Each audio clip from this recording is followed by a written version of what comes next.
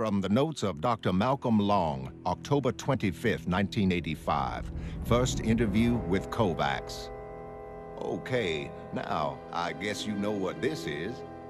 He's even more disturbed than I'd heard, but I'm optimistic. A success here could make my reputation. I want you to look at it and tell me what you see. He's very withdrawn, with no expression in either face or voice. Getting a response is often difficult. Will you look at it, Walter? Will you do that for me? Physically, he's fascinatingly ugly. I could stare at him for hours, except that he stares back, which I find uncomfortable. Nevertheless, I'm convinced I can help him. No problem is beyond the grasp of a good psychoanalyst. Well, Walter, what is it?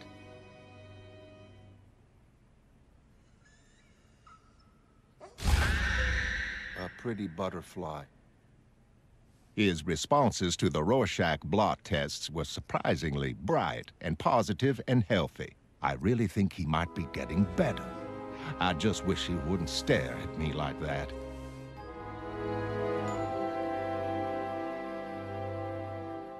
His full name is Walter Joseph Kovacs, born 1940. Mother's name, Sylvia Joanna Kovacs, formerly Sylvia Glick. His father's name is unknown.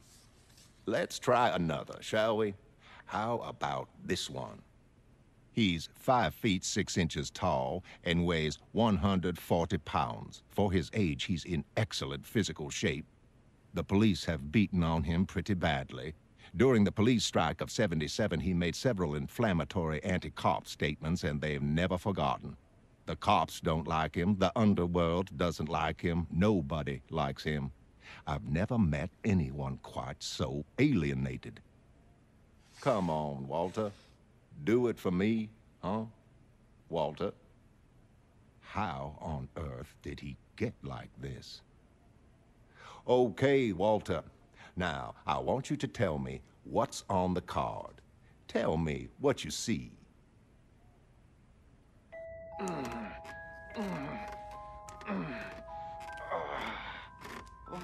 yes. Oh, you're hurting me. Oh, not so fast. You're... Oh, that's right. That's right.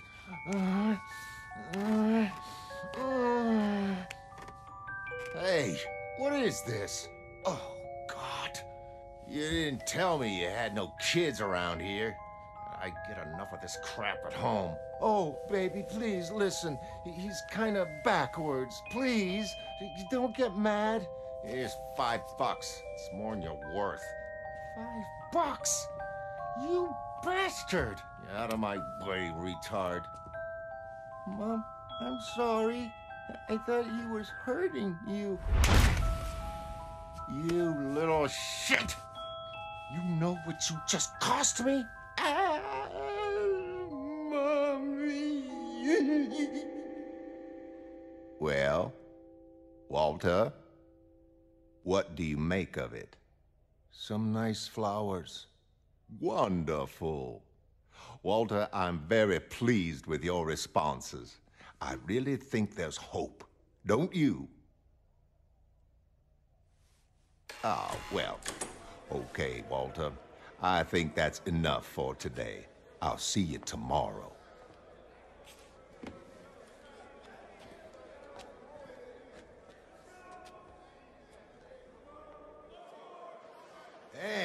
Hey, Rorschach, you dead, man. Woman first. She's dead. Gonna cut you, sister. Rorschach. Hit you, Rorschach. Talking to you, runt. Yeah, what's the matter, you thief, or what? I have to get something from the store for my mother. I got something I could give you, Mama. Everybody else does, way I hear it. Is that right, kid? Is your mama a hooer? Sure she is. He's gonna fix this up with her. Ain't that right, whore son? Hey, let me by. I have to go to the... You don't have to go no place, whore son. Look at him. Probably got cooties. Probably got diseases, whore son.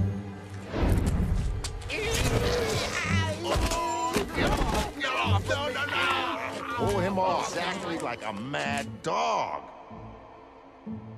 In 1951, he attacked an older child, partially blinding him with a lighted cigarette. He was 10 years old. Once his home life had been investigated, he was put into care. He seemed to improve. Excelling at schoolwork, Kovacs grew into a bright but unusually quiet child. Even in 1956, when informed of his mother's brutal murder, he restricted his comments to one word: good. Mal, are you done with this Rorschach case yet? Not Rorschach. Walter Kovacs. Rorschach's an unhealthy fantasy personality. Are you sure you're safe with this Kovacs guy? Don't worry. While he's at Sing Sing awaiting trial, he's under heavy guard. He's no threat. Not anymore. Well, let's hope not. Now, come on. Forget work. It's a beautiful night. Let's see if we can make it last forever.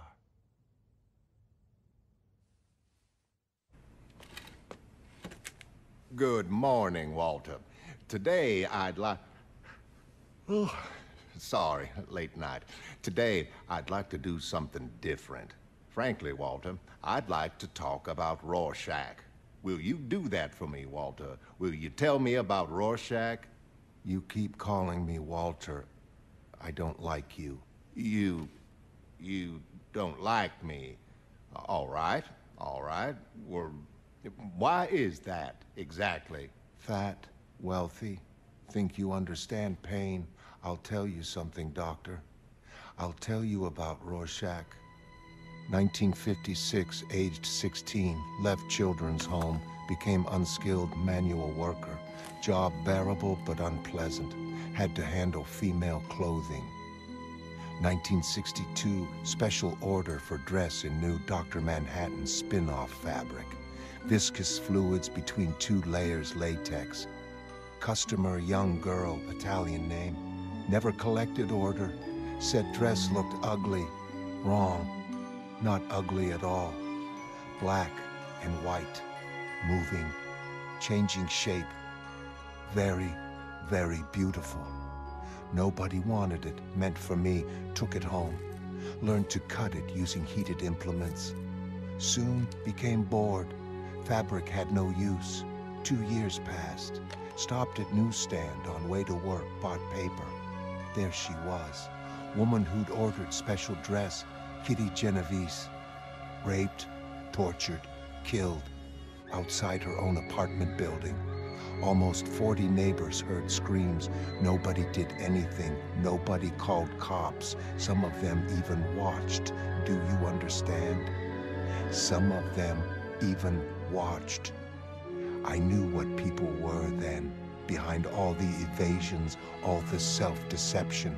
Ashamed for humanity, I went home. I took the remains of her unwanted dress and made a face that I could bear to look at in the mirror. A face. I see. Walter, is what happened to Kitty Genovese really proof that the whole of mankind is rotten? There are good people, too, like... Like you? Me? Oh, well, I wouldn't say that. No, you just think it. Why are you spending so much time with me, Doctor? Because I care about you, and I want to make you well. Other people down in cells, behavior more extreme than mine, but then, they're not famous. You don't want to make me well, just want to know what makes me sick. Have patience, Doctor. You'll find out. Of course, what we have here is a classic case of misdirected aggression. Kovacs hated his mother. After her death, he needed somewhere to put the anger, and so he chose the criminal fraternity. The flimsy story about Kitty Genovese is obviously there to justify his behavior to himself. It's perfectly simple. Case solved. You'll find out. I wonder what he meant. Hey, Rorschach. You're pretty famous, right? Boy, you know, I'd sure like your autograph.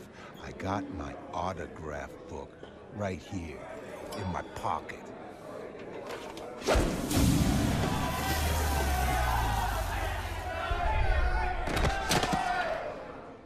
The guards intervened, dragging Kovacs away to solitary and the other man to the prison hospital. As they dragged him away, Rorschach spoke to the other inmates. He said, "None of you understand. I'm not locked up in here with you. You're locked up in here with me." My earlier optimism was obviously unfounded. He's getting worse. So am I. Just read back what I've written above. The 6th line down should read, Kovacs spoke to the other inmates. Kovacs, not Rorschach. Mal, you're never going to sleep with all that coffee inside you. I wasn't planning on sleeping just yet. This Kovacs case requires a lot of attention. Remember last night, Mal, when I required attention? Gloria, please. Good night, Mal. "You're locked up in here with me," he said. He's right. Absolutely right. All right, All right, Walter. This afternoon, I want to pick up where we left off. After the murder of Kitty Genovese, you decided to become Rorschach and... Don't be stupid. I wasn't Rorschach then. Then, I was just Kovacs. Kovacs pretending to be Rorschach. Being Rorschach takes certain kind of insight. Back then, just thought I was Rorschach. Very naive, very young, very soft. Soft? How do you mean? Soft on scum. Too young to know any better. Molly coddled them. Let them live. Well, looking at your file, there's no record of serious violence against criminals before 1975. Like I say, soft. Hadn't realized the stakes we were playing for back then. All of us, me, my friends, all saw. You have friends? Kovacs had friends. Other men in costumes. All Kovacs ever was. Man in a costume. Not Rorschach. Not Rorschach at all. In 1965, worked with Night Owl, bringing street gangs under control. Tackled the big figure together. Brought down underboss together. Good team. Until he got soft like rest. Until he quit. No staying power. None of them. Except comedian. Met him in 1966, forceful personality. Didn't care if people liked him, uncompromising. Admired that. Of us all, he understood most about world, about people, about society and what's happening to it. Things everyone knows in gut, things everyone too scared to face, too polite to talk about. He understood. Understood man's capacity for horrors and never quit. Saw the world's black underbelly and never surrendered. Once a man has seen, he can never turn his back on it. Never pretend it doesn't exist, no matter who orders him to look the other way. We do not do this thing because it is permitted. We do it because we have to. We do it because we are compelled. From the notes of Dr. Malcolm Long, October 27, 1985. His last words today were, "We do it because we are compelled." But he never says what it is that compels him. It's not his childhood, his mother, or Kitty Genovese. Those things just made him overreact to the injustice in the world. They're not what sent him over its edge. They're not what turned him into Rorschach. It's as if continual contact with society's grim elements has shaped him into something grimmer, something even worse. If only I could convince him that life isn't like that. The world isn't like that. I'm positive it isn't. Bought a Gazette on way home, including a small piece about Kovacs, which the news vendor pointed out excitedly. I guess he does that to everybody. Apparently, Kovacs visited his newsstand regularly. The coincidence is trivial, but unsettling. So was the front page. Russian tanks have entered Pakistan. At home, Gloria seemed anxious to sweeten things after yesterday and told me she'd invited Randy and Diana to dinner tomorrow. Was too exhausted to take in all the details and suggested an early night.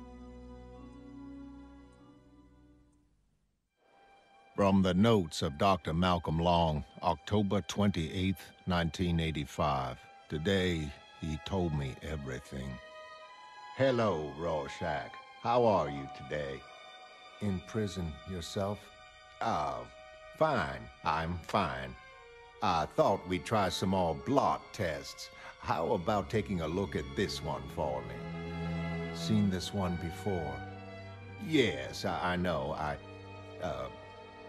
I thought you might have been holding back before, and I wanted to try it again. Go on. Tell me what you really see. Dog with head split in half. I see. And, what do you think split the dog's head in half? I did. 1975 kidnap case. Perhaps you remember.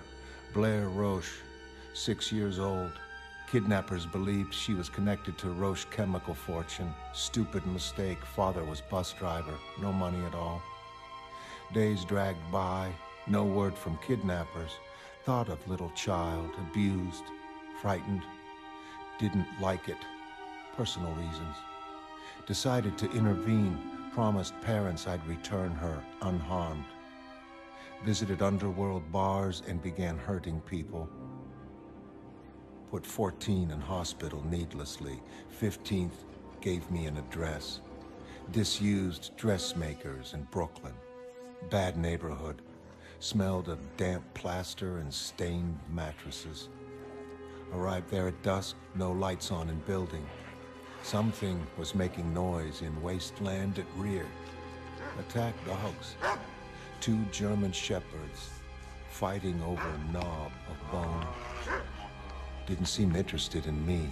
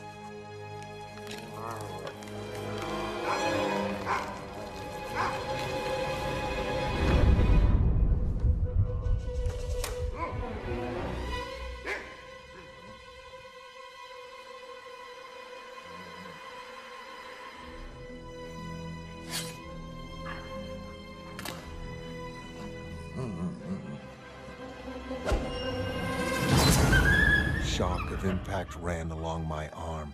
Jet of warmth spattered on chest like hot faucet. It was Kovacs who said mother then, muffled under latex.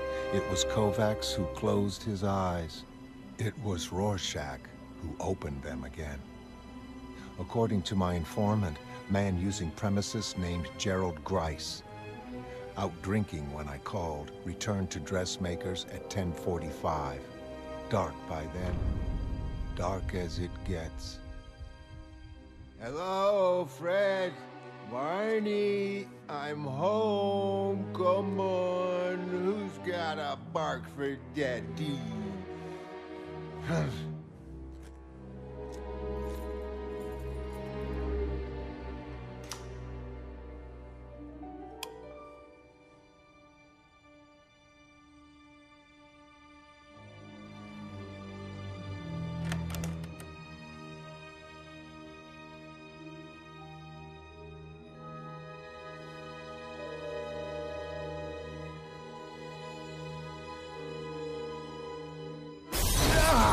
Oh, God!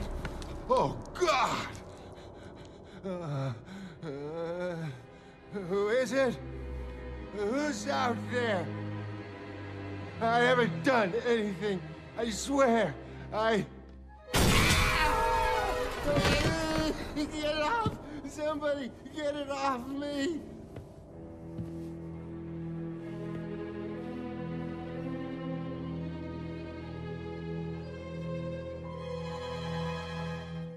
Oh, no. Oh, please. I haven't done anything. Oh, wait. Look. I know what you think. You think I'm something to do with that little girl. Well, you can't prove anything.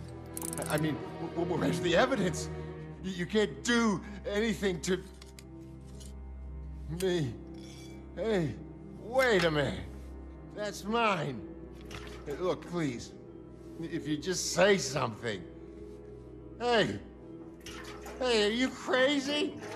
That's kerosene. Yes. Shouldn't bother trying to saw through handcuffs.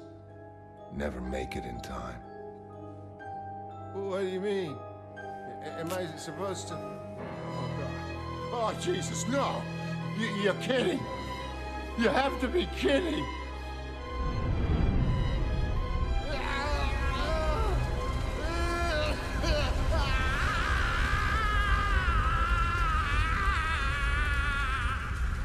Stood in street, watched it burn. Imagined limbless felt torsos inside, breasts blackening, bellies smoldering, bursting into flame one by one. Watched for an hour. Nobody got out. Stood in firelight, sweltering, bloodstain on chest like map of violent new continent. Felt cleansed, felt dark planet turn under my feet, and knew what cats know that makes them scream like babies in the night. Looked at sky through smoke, heavy with human fat. And God was not there. The cold, suffocating dark goes on forever, and we are alone. Live our lives, lacking anything better to do. Devise reason later. Born from oblivion, bear children hell-bound as ourselves, go into oblivion. There is nothing else. Existence is random, has no pattern save what we imagine after staring at it for too long. No meaning save what we choose to impose. This rudderless world is not shaped by vague metaphysical forces. It is not God who kills the children, not fate that butchers them, or destiny that feeds them to the dogs. It's us, only us. Streets stank of fire. The void breathed hard on my heart, turning its illusions to ice, shattering them. Was reborn then, free to scrawl own design on this morally blank world. Was Rorschach. Does that answer your questions, Doctor?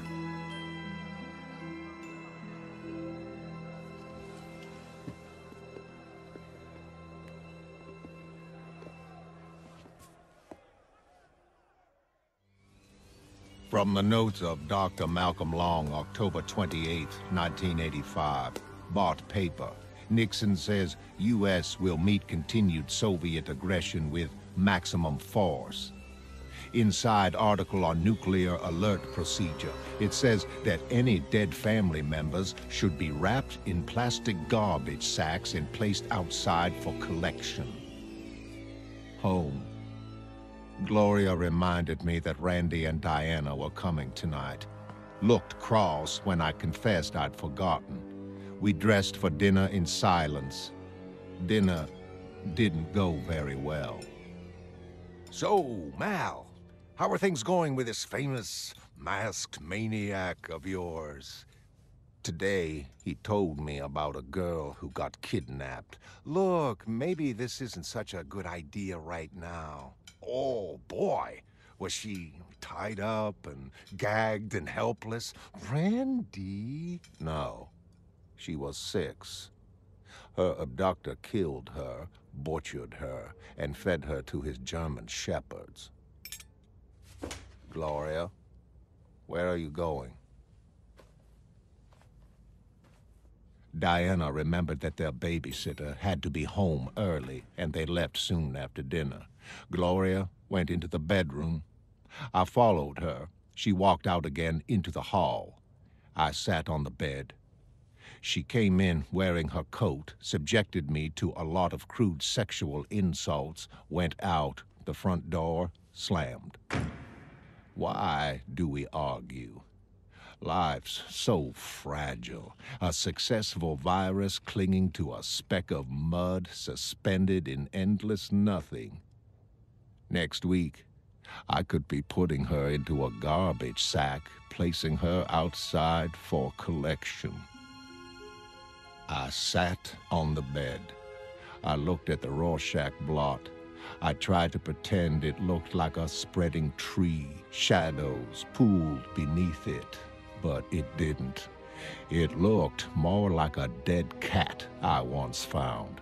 The fat, glistening grubs writhing blindly, squirming over each other, frantically tunneling away from the light. But even that is avoiding the real horror. The horror is this. In the end, it is simply a picture of empty, meaningless blackness. We are alone. There is nothing else.